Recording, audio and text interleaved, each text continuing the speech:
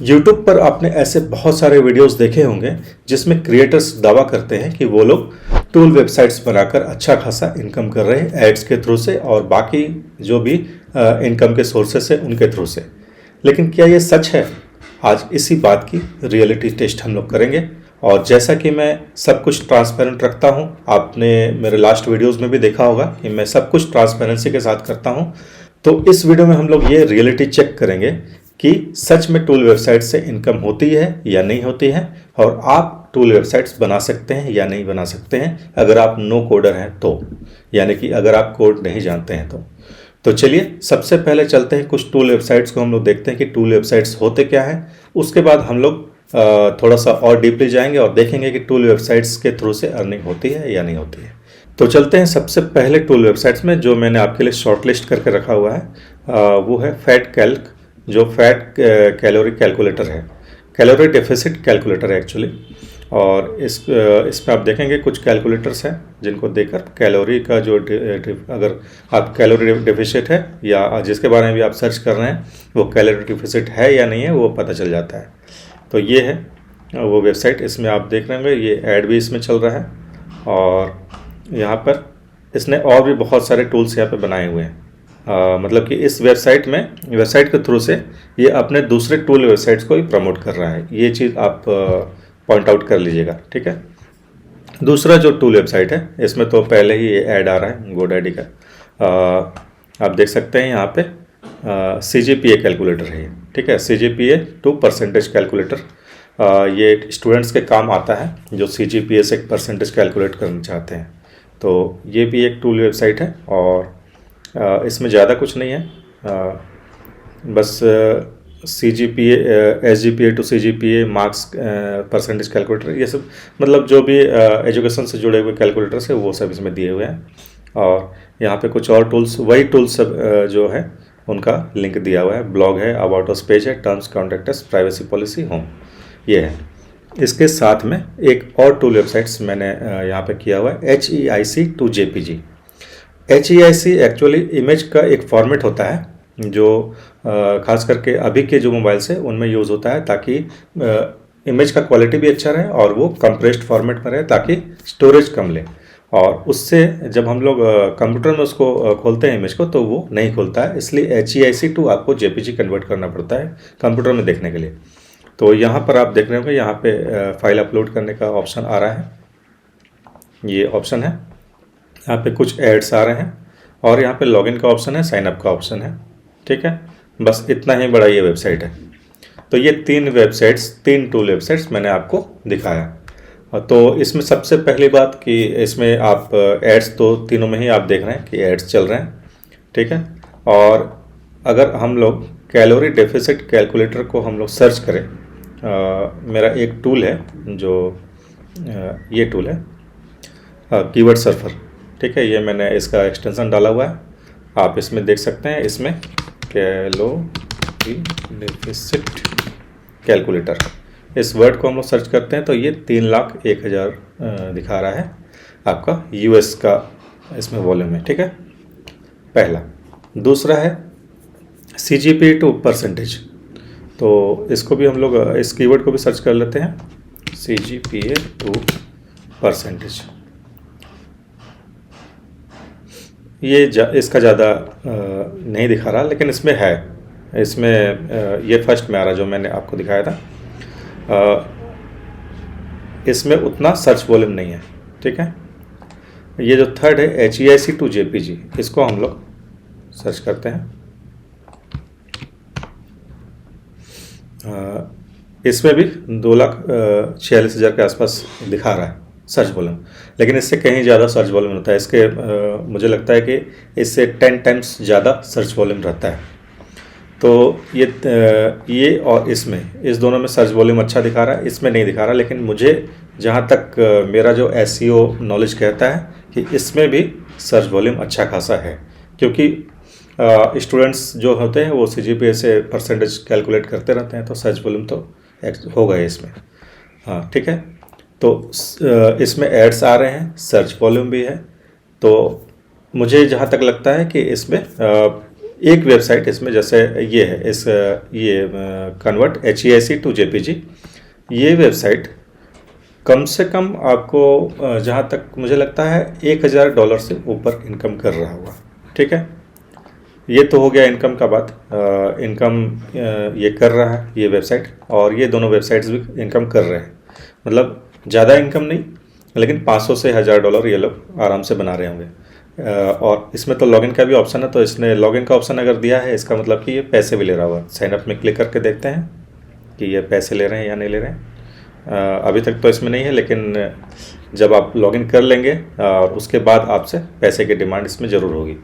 तो ये paid login भी, पेड जो इसका सर्विस होता है वो भी ये सेल कर रहा है। तो दोनों तरफ से इनकम हो रहा है इसमें। तो इनकम तो है, टूल वेबसाइट में इनकम है, ये गारंटेड है। लेकिन क्या आप टूल वेबसाइट्स बना सकते हैं अगर आप एक नो कोडर हैं? तो सबसे बड़ा तो क्वेश्चन यही है, क्योंकि बहुत सारे लोग होते हैं ब्लॉगर्स जो नो कोडर्स होते हैं। मैं भी उतना कोडिंग नहीं करता हूँ, मैं वर्डप्रेस में ब्लॉग बनाता हूँ। वर्डप्रेस का मुझे अच्छा खासा नॉलेज है, थोड़ा बहुत HTML CSS में कर लेता हूँ, जावास्क्रिप्ट थोड़ा बहुत मुझे नॉलेज है, तो उससे मैं अपने वर्डप्रेस साइट्स को मैनेज कर लेता हूँ। लेकिन अगर आप पूरी तरह से बिगनर हैं, नो कोडर हैं, तो आप टूल वेबसाइट्स कैसे बना सकते हैं? तो अभी जैसे AI का ज़माना है, तो जैसे ChatGPT यहाँ पे है, इसमें हम लोग अगर डालेंगे कैलोरी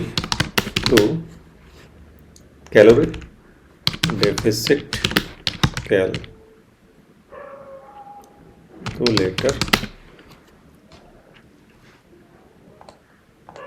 यहाँ पर लिखते हैं I want to create a tool website on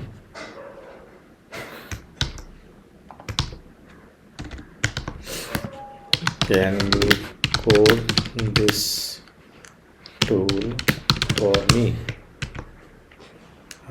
देखते हैं ये क्या जवाब देता है। सब कुछ ट्रांसपेरेंट है, आप खुद देख सकते हैं। मैं आपके सामने ये प्रॉम्प्ट डाल रहा हूँ और इसने जनरेट करके तो दे दिया है, ठीक है। लेकिन ये जो जनरेट कर रहा है, इसको आप डालेंगे तो ये मैंने डाल कर देखा था, ये बहुत ही सिंपल वेबसाइट रहता है। ये जो वेबसाइट है इससे ज़्यादा सिंपल है, तो उसमें आपको बहुत सारे चेंजेस करने पड़ेंगे, ठीक है।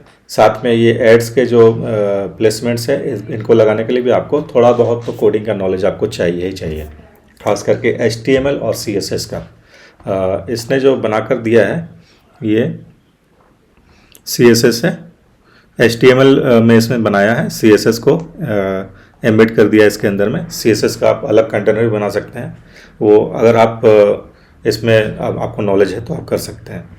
ये HTML फाइल है, ठीक है। इसमें HTML और CSS का अगर आपको नॉलेज है तो आप AI का यूज़ करके आप टूल वेबसाइट ज़रूर बना सकते हैं और उसको आप होस्ट भी कर सकते हैं। लेकिन अगर आप नो कोडर हैं तो आपको टूल वेबसाइट आप नहीं बना सकते हैं, आपको कोडिंग थोड़ी बहुत तो सीखनी ही पड़ेगी। जैसे मुझे HTML CSS और थोड़ा बहुत जावास्क्रिप्ट का नॉलेज है, तो मैं टूल वेबसाइट्स बना सकता हूँ। लेकिन फिर भी मैं टूल वेबसाइट्स क्यों ट्राई नहीं करता हूँ, ये भी मैं बता दे रहा हूँ। टूल वेबसाइट्स में जैसे यहाँ पर आप देख सकते हैं HEIC टू JPG, यहाँ पर ये प्रो नॉलेज है, इसको आप ज़रूर देख लीजिएगा। ऐसा नॉलेज आपको बहुत कम ही वीडियोस में मिलेगा।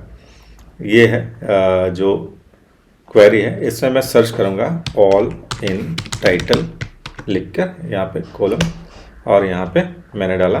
अब यहाँ पर देखिए कि कितना सर्च आ रहा है, मतलब कि हज़ारों ऐसे वेबसाइट्स हैं जो HEIC टू JPG कन्वर्टर बनाकर रखे हुए हैं। अब आप ही बताइए कि टूल वेबसाइट बनाकर ये HEIC टू JPG कन्वर्टर आप बनाकर क्या आप इसमें रैंक कर सकते हैं, वो भी न्यू वेबसाइट के साथ में? आप अगर इसका बैकलिंक चेक करेंगे, मैं बैकलिंक ही चेक करता हूँ, बैकलिंक चेकर, ठीक है, आरिफ के थ्रू से करते हैं।